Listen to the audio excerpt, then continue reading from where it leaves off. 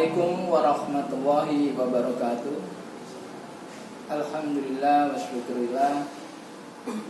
Hari ini, malam ini saya bersama Bapak Ustadz Ahmad Zain Sarmoto MPDI MA yang insya Allah akan membahas psikoterapi kejiwaan di musim pandemi COVID-19. Dan di belakang saya ada tema Semarak Ramadan 1442 Hijriah 2021 Masehi di Masjid Al-Amanah, 1000 pesan di bulan 1000 bulan. Insya Allah malam ini kita akan membahas psikoterapi kejiwaan di musim pandemi COVID-19. Saya akan menanyakan kepada Pak Ustadz Zain mengenai hal tersebut, dan kita akan mendapat jawaban dari beliau. Dan mari kita dengar bersama-sama apa yang akan beliau katakan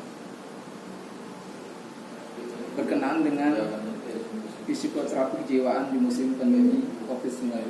Waktu dan tempat yang telah saja. Baik, terima kasih. Bismillahirrahmanirrahim. Assalamualaikum warahmatullahi wabarakatuh. Waalaikumsalam. Alhamdulillah alladzi khalaqal mauta wal hayata liyabluwakum ayyukum ahsanu amala. Asyhadu an la ilaha illallah wa asyhadu anna Muhammadan abduhu wa rasuluh. Allahumma shalli wa sallim wa barik ala Muhammad wa ala alihi wa ashabihi ajmain, amma ba'd. Jamaah pemirsa dan Bang Budi, ya. Alhamdulillah hari ini kita bisa bertemu di suasana Ramadan, dan tadi kita akan bahas tentang psikoterapi. Psikoterapi di musim pandemi. Jadi kalau pendekatan lebih jauh sebenarnya kan ini bagaimana ngobatin jiwa gitu. Ngobatin jiwa. Jadi kalau kaitannya tema ini sebenarnya kan ada dalam buku yang saya tulis tahun yang lalu. Judulnya Ramadan Bersama Pandemi. Jadi kalau pemirsa ingin baca bukunya, datang ke Masjid Al-Amanah, itu ada bukunya,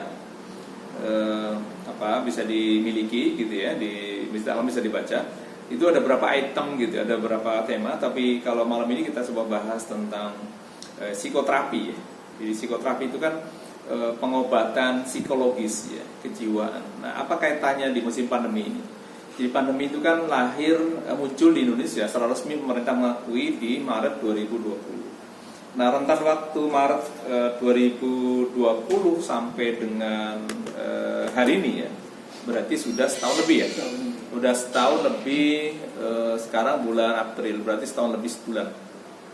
Ini tentu saja tahun lalu ketika Ramadan masa pandemi ini, saya sempat tulis di sebuah media, di koran, di Kompasiana, kemudian di koran Bekasi dan beberapa koran itu. Saya mengusulkan sebenarnya bahwa pemerintah itu jangan hanya fokus kepada pengobatan fisik. Ini itu COVID itu ya, COVID itu pokoknya dikasih vitamin, dikasih obat, stressing, pokoknya di rapid dan sebagainya.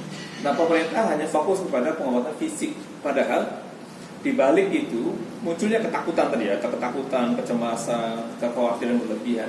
Itu kan bicara jiwa, bicara tentang psikologis. Maka sebenarnya yang perlu kita garis bawahi adalah bagaimana kita, bagaimana Islam itu memahami betul bahwa Ramadan itu sebenarnya fungsinya, salah satu fungsi besarnya ya, kalau dalam pendekatan psikologi itu, Ramadan itu hadir untuk memberikan pendidikan jiwa gitu. Jadi kalau tadi bagaimana psikoterapi dengan Ramadan masa pandemi itu sangat efektif. Jadi kalau dalam istilah pendekatan psikologi ya, pendekatan kejiwaan, jadi pendidikan jiwa terbaik itu Ramadan ini. Bayangin kita Ramadan itu mengajari kita umat Islam itu untuk minimal 5 hal yang diajari. Apa itu? As-sabirina was-sadiqina wal-qanitina wal-munfikina wal-mustaghfirin. Jadi diajari itu sabar, bicara jujur, bicara komitmen, bicara tentang berbagi dan banyak istighfar. Ini kalau dalam langkah terapi kejiwaan, ini semua langkah-langkah yang dipakai gitu dalam teori psikologi modern. Jadi sebelum para psikolog itu memberikan terapi kepada klien-kliennya itu Al-Quran sudah ada, di Al-Quran sudah tadi di Al-Quran surat yang ketiga Ali Imran ayat 17, bahwa kalau kita yang cuma membahas psikoterapi di masa pandemi ini, orang Islam harusnya itu lebih sehat jiwanya gitu. Karena Pak Ramadan sedang hadir di tengah-tengah kita gitu. Dan salah satu poin penting pelajaran yang sedang diajarkan kepada orang-orang beriman itu adalah tadi as-sabirin, tidak diajarin sabar. Kemudian yang kedua wasodiqin, diajarin jujur. Yang ketiga wal qanitin, diajari komitmen pada agama. Jadi rapuhnya jiwa seseorang itu ya dalam pendekatan psikologi itu karena dia tidak punya pegangan dalam hidup. Saya tadi siang berdialog dengan mantan karyawan sebuah perusahaan besar gitu ya. Dia bercerita bahwa bosnya itu punya usaha ya kalau dihitung mungkin dia punya aset di atas 5 sampai 10 triliun. Tapi orangnya nggak merasa bahagia. Ya sampai dia tanya apa sih itu bos saya punya hotel di mana-mana, perusahaan besar luar biasa. Karyawannya hampir 6.000 orang dengan aset yang sangat besar. Tapi merasa gersang hidupnya gitu. Bahkan satu anak bos itu kalau malam itu di klub malam gitu, dia punya hotel mewah gitu, di apartemen mewah itu satu ruangan ada 600 meter dia milik sendiri itu. Jadi ngundang teman-temannya untuk mabok dan sebagainya. Mabok lah, terakhir dia nembak orang dan sebagainya. Nah, nyata nggak benar bahagia gitu. Nah, maka kalau tadi komitmen itu semakin orang jauh dari agama itu akan semakin keropos gitu ya, akan mudah stres, akan mudah mengalami tekanan psikis gitu ya. Maka jangan heran pandemi ini di Jepang itu angka bunuh diri meningkat loh. Di Jepang itu luar biasa. Jadi mereka itu rapuhnya jiwa itu. Maka tadi kalau yang ketiga wal qanitin itu sebenarnya dalam pendekatan psikoterapi. Jadi di samping dilatih jujur, kan dalam pendekatan psikologi syukur itu, psikologi sabar itu adalah terapi yang luar biasa ya. Jadi terapi untuk bagaimana ngajarin orang, ya ngajarin orang untuk ketika dia misalnya punya problem gitu, menghadapi ini pandemi ya. Nggak boleh kerja misalnya pengeluaran terus meningkat, nggak boleh bekerja, bisnisnya banyak gagal. Kan di situ butuh kesabaran tuh ekstra. Dan sabar itu nggak bisa tuh masuk sekolah gitu, nggak ada sekolah sabar gitu. Kecuali di Ramadan ini gitu diajarin tadi. Maka di samping dilatih kesabaran juga dilatih tentang bagaimana kejujuran dirinya, memahami bahwa saya sebagai manusia biasa punya keterbatasan, punya kemampuan yang terbatas dengan ya konsekuensi apa yang harus dilakukan. Nah, yang ketiga tadi komitmen itu. Jadi orang semakin dekat dengan agama itu, ya itu akan menata tenang dirinya. Nah tadi di luar sana misalnya di Eropa, di Jepang tadi angka bunuh diri meningkat gitu, karena buat mereka itu agama nggak perlu. Jadi dalam pendekatan psikologi sebenarnya gini, manusia sebenarnya punya titik nadi tertentu, dia butuh orang lain, dia butuh Tuhan. Kalau Bang Uli misalnya dulu pernah dalam belajar itu pernah membaca tokoh-tokoh Soviet dulu ya. Iya betul. Ada Stalin. Stalin itu sebelum mati dia panggil Tuhan loh. Padahal selama hidupnya dia nggak percaya Tuhan, ateis. Nah ada titik tertentu manusia itu butuh Tuhan. Dalam pendekatan psikologi Islam itu bahwa di relung di jiwa manusia itu ada titik di mana orang menyebutnya dengan istilah God spot gitu. Kalau di barat itu ada titik Tuhan gitu kira-kira. Ada embero di situ bahwa manusia itu pasti akan cari Tuhan gitu. Walaupun selama hidupnya dia nggak butuh Tuhan. Nah tapi ketika nanti masuk di ranah tertentu dia memerlukan pertolongan, dia memerlukan bantuan, nah itu disitulah butuh Tuhan. Nah inilah yang menyebabkan. Maka di masa pandemi ini sebenarnya komitmen itu penting. Ya dalam rangka menjaga ketenangan batin. Nah yang keempatnya wal munfiqin, mau berbagi orang lain. Jadi kita ini kan manusia sosial ya. Jadi semakin orang itu tidak mau bersosial, ya tidak mau berteman, tidak mau bergaul, itu memiliki potensi psikologis yang mudah rapuh loh, mudah stres gitu. Karena menutup diri ya. Menutup diri. Jadi semakin menutup diri, gitu ya dalam psikologi itu ketertutupan gitu. Itu semakin mengindikasikan orang itu mengalami gangguan psikis. Nah, tadi jadi Ramadan sudah ngajarin kita peduli. Ya, peduli misalnya ini di Masjid Al-Amanah misalnya. Ini ada ya mungkin tahunnya dulu amanah itu ya hanya di lingkungan RW gitu ya, di lingkungan RT. Tapi dengan ada media sekarang hari ini, kita bisa publish nih. Ya, bisa ditonton di seluruh dunia bahkan gitu. Karena melalui media YouTube ini. Nah, itu kan mau berbagi ya, misalnya di share kita memiliki misalnya program misalnya ya, peduli pada lingkungan.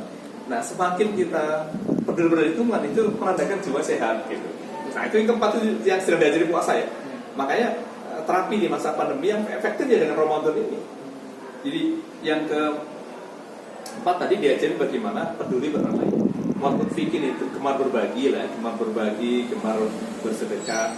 Nah, sedekah itu atau berbagi itu akan punya daya daya terapi terbaik luar biasa loh. Ya, maka misalnya kalau ada orang datang ke kami yang punya problem gitu, sudah punya uang berapa? Mulai besok niat ke sedekah. Bukan besar kecilnya loh di situ, tapi ada nilai, iya, nilai keikhlasannya. Misalnya, oke, saya memiliki uang cuma 1.000, oke, 1.000 itu digunakan setiap hari minimal. Karena itu ada daya serap. Kalau dalam psikologi itu ada istilahnya bending. Bending itu ikatan sesuatu yang itu bisa menjadi menjadi orang menjadi sayang gitu. Nah, kan jadi pelit tuh. Nah, maka kalau semakin tidak pelit sama orang, itu menandakan bahwa dia mengalami gangguan psikis gitu. Kalau dalam bahasa lainnya stres gitu ya, makin pelit gitu kan. Kita bayangkan pelit semakin bakil. Ya. Nah, masa pandemi ini luar biasa loh. Tuntutan ekonomi luar biasa, tuntutan pekerjaan luar biasa, tuntutan kebutuhan luar biasa, pemasukan, pemasukannya terbatas gitu ya. Wajar kalau banyak orang stres. Nah, maka kalau mengenai logika matematik nggak ketemu tuh. Bagaimana mungkin saya dulu sedekah, suruh infak, sementara saya harus punya pengeluaran yang besar. Nah, kalau misalnya Bang Hudi misalnya punya uang 10.000, kalkulasi matematikanya kalau diinfakkan 1.000 itu tinggal 9.000. Tapi kalau dalam logika ilahiyah kita bahas 10.000, kalau diinfakkannya 1.000, ya sudah itu milik kita. Yang ini akan habis yang 9.000. Nah, maka cara pandang dalam bagian dari terapi, psikoterapi itu, jadi sesuatu itu kacamatanya dengan kacamata ilahiyah. Allah tuh maha mengatur, Allah maha segala-galanya. Dari situ kita belajar itu. Nah, yang kelima, bagian dari psikoterapi itu adalah wal mustaghfirina bil ashar. Mau beristighfar, mengakui kesalahan itu penting, ada kunci sebenarnya. Maka semakin kita merasa banyak salah, semakin banyak dosa, itu akan bebannya makin berat itu. Orang semakin merasa banyak salah, itu pada sisi lain itu akan berat jiwanya. Mengapa? Karena beban psikis. Nah, Ramadan itu kan kata kuncinya, Pak. Ada hadis gini. Ini kita sering dengar nih para ustadz ceramah itu. Man soma Ramadan imanan wa ihtisaban. Ghufira lahu ma taqaddama min dhanbi. Siapa orang yang berpuasa Ramadan karena iman dan berharap, ghufira lahu ampuni dosanya. Nah, maka motivasi ini penting, motivasi bahwa ketika Ramadan dimanfaatkan dengan baik, ya di masa pandemi ini sebenarnya ini bagian dari terapi ya. Jadi Allah berikan cobaan, Allah kasih terapi gitu. Jadi Allah berikan musibah, di suatu sisi pasti Allah ada jalan keluar. Ya, maka kesimpulannya gini, bahwa psikoterapi itu sebenarnya adalah bagaimana penyembuhan dengan psikologi agama, pendekatan agama untuk menyembuhkan jiwa ya, menyembuhkan hati. Mengapa ini menjadi penting? Karena manusia itu kan pada akhirnya akan mengalami kematian. Jadi kalau siklusnya itu dari lahir gitu ya, lahir menjadi besar, tua, meninggal, kan siklus itu. Nah, bagi orang tidak sadar ini, hidupnya tidak akan bahagia. Mengapa? Dia berharap bahwa hidup selama-lama di dunia gitu. Jadi begitu sakit ditakut mati. Gitu ya, jadi termasuk yang takut karena ada penyebab pandemi. Orang takut loh. Takut sakit takutnya itu nggak mau ketemu orang. Betul, isolasi diri ya. Ya, isolasi. Kemudian punya uang, dia nggak mau pelit deh. Kenapa? Estimasi dia logikanya. Nanti kalau saya jor-joran nih sedekah, tapi hidup saya. Gitu ya. Sementara dia nggak akan tahu kapan epidemi ini berakhir. Nah, padahal dalam Islam itu tidak begitu. Jadi harusnya bagi kita orang Islam itu sadar betul bahwa yang kita miliki amanah. Misalnya Bang Budi, saya kerja penghasilan misalnya sebulan, anggaplah sehari misalnya punya penghasilan 50.000. Kalau logikanya 50.000 itu kan belum beli pulsa, belum beli bensin, belum beli makan dan sebagainya. Kalau kalkulasi mungkin dari 50.000 itu sisalah hanya 10% misalnya savingnya misalnya. Nah, kalau kita ingin aman itu 50.000 yang penting halal ya, yang halal, kemudian ini jadi berkah. Jadi tadi saya ceritakan ada orang kaya yang itu nggak tenang, berlimpah harta, triliunan uangnya, karyawannya banyak, tapi dia nggak tenang. Jadi kalau malam nih, apalagi malam minggu gini itu katanya malam minggu itu tidurnya dia sendiri kan, undang orang. Suatu hari jam 11 malam dia suruh teler, keluar mabuk, pagi-pagi dia nembak orang. Ya itulah cerita dia yang katanya hampir keluarga dia memang mengalami tadi, jadi punya uang banyak gitu ya, harta banyak tapi gak berkah gitu loh. Nah ini penting, maka bagian dari psikoterapi dalam pendekatan psikologi itu bahwa ada langkah nih, stepnya dilakukan yang diberikan oleh Ramadan. Itu hanya di Ramadan loh, stepnya. Jadi latihan sabar, latihan jujur, berkomitmen, peduli dan beristighfar. Itu langkah efektif. Dan ini hanya kurikulum di Ramadan. Jadi kalau misalnya cari mana ada kurikulum tentang jiwa, nggak ada. Itu di Ramadan. Dan tadi psikoterapinya adalah bahwa pendekatan pengobatan yang terbaik dalam psikologi Islam itu adalah memahami bahwa satu, hidup itu adalah cobaan. Memahami cobaan itu dalam konteks yang benar. Ya, misalnya Bang Budi pasti pernah punya masalah kan? Pastinya. Pernah punya masalah nggak? Pastinya. Atau sering? Sering. Nah, gitu. Beda ya, punya sama sering. Tapi alhamdulillah Allah mudahkan untuk solusinya. Iya. Jadi ada orang yang tahu gitu ya, bahwa oh ini saya punya masalah, harus bagaimana. Makanya orang paham tentang apa yang dihadapi itu akan lebih mudah mencari solusinya. Betul. Tapi kalau misalnya fokus pada masalah terus, ya, ada kawan saya cerita gini, Ustaz saya punya masalah dari anak saya, dari ibu saya, keluarga saya punya ke saya semua masalahnya. Terus saya jadi stres, saya nangis. Nah, itu berarti antum fokusnya pada masalah itu. Apa yang lakukan? Ingat bahwa cobaan hidup itu hanya 3 ya, di surat Muhammad ya, surat 47 ayat 31. Cobaan apa? Pertama, hatta na'lamal mujahidin minkum, untuk menguji kadar keseriusan kita dalam beragama. Apalagi ini masa pandemi ya. Kalian serius nggak sih beragama gitu? Itu yang pertama. Yang kedua, wasobirin, menguji kadar kesabaran. Nah, yang ketiga, akhbaruh, menguji akhlak gitu.